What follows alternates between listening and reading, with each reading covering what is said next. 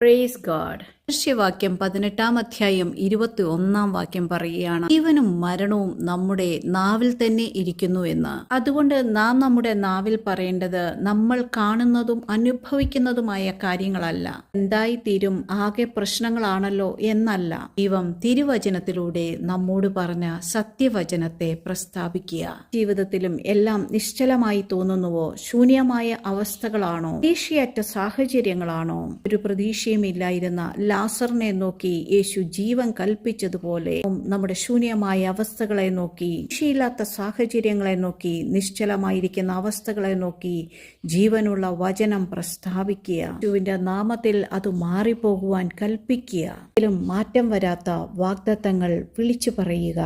നാം പറഞ്ഞേക്കാം, യേശു ദൈവപുത്രനായതുകൊണ്ട് ആ സാഹചര്യങ്ങൾക്ക് മാറ്റം വന്നത് എന്ന്.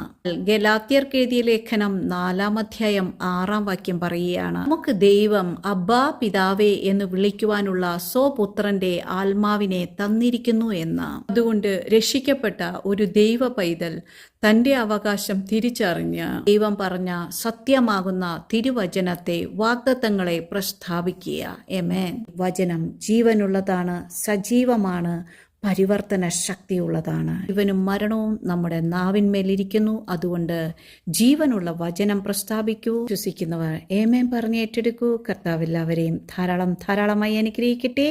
ആമേൻ.